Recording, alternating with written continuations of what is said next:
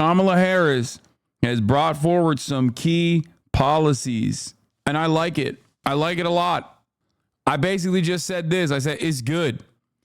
Kamala Harris will, on Friday, propose the first ever federal ban on corporate price gouging in the food and grocery industries on Friday.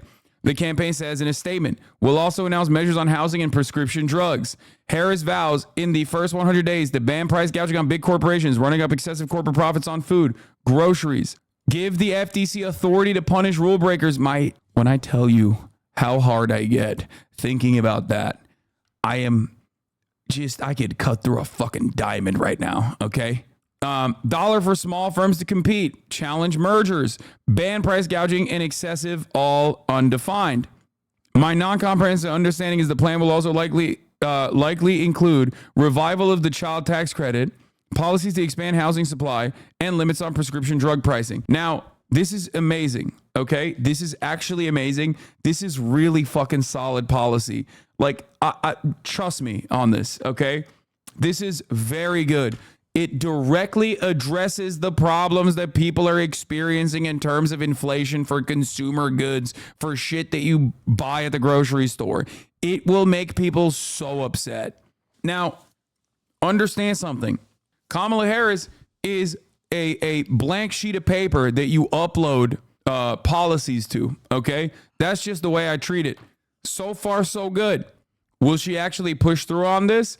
I don't know, okay? But the fact that she's running on this is really, really, really solid.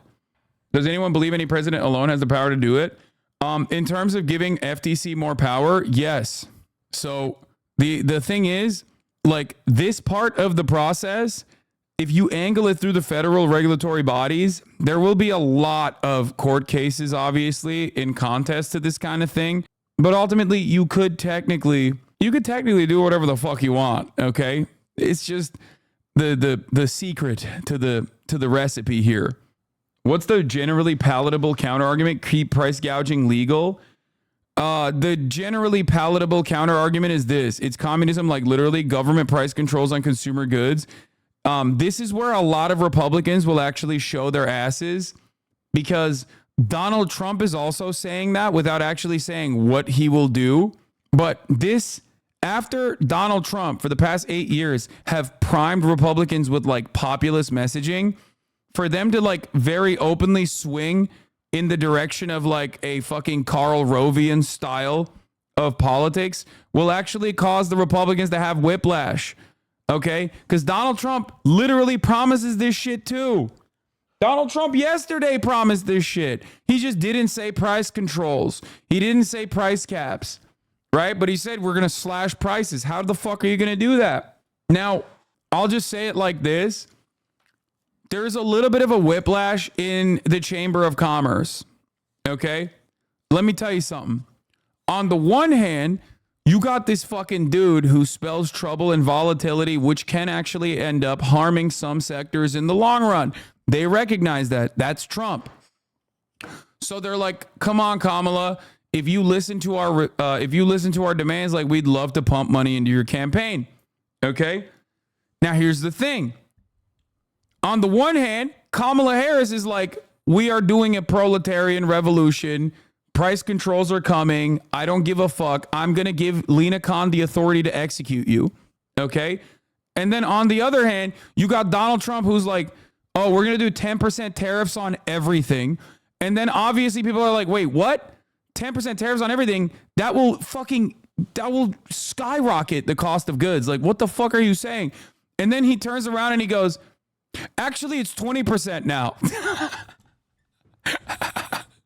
Like, he literally went from 10% tariffs on all goods to 20% tariffs. Literally, they have no one to go to. Who are they going to vote for? RFK Jr.? Are they going to pump RFK Jr. now? On the one hand, you got Kamala Harris being like, we're doing price controls. We're beefing up the FTC to actually go after price gougers. Great policy. Gets my shit hard. Rock hard. Okay? My titties are fucking hard. On the other hand, they can't go to Trump either because, one, they have a lot of instability, a lot of volatility at play, which might harm them. And also on top of that, he's doing 20% tariffs. It's fucking hilarious. They're just kind of stuck. But remember, When Democrats fight, it causes Republicans to respond. It causes Republicans to present a reactionary counter to the actual good policies. That is a good thing, okay? Because these guys get to make themselves look like the populist defenders of the working class, right? They get to present themselves the populist defenders of the working class when the Democrats are not doing shit. But once they actually do shit, all of a sudden you will know how they really think.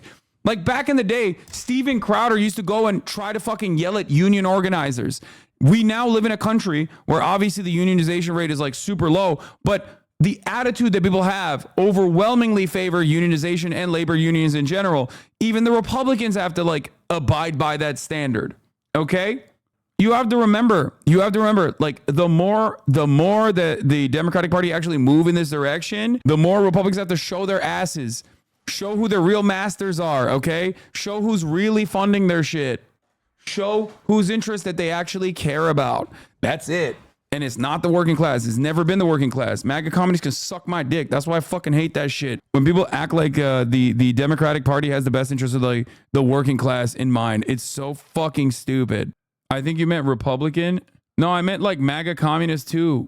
MAGA communists are so stupid where they act like there is like a real avenue to be a Republican, but is like pro-labor Republicans, not realizing that the Republican Party is quite literally built around melting the working class.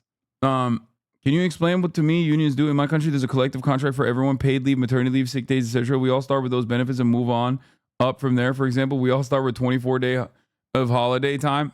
Well, it seems like you already know what fucking unions have done for you, dude. You're describing sectoral bargaining, which is literally what unions have fought and successfully won. Like every single thing that you just brought up is due to labor unions. That's so funny because it's like unions being so effective that they don't even think about what unions have done. That's what they're here for.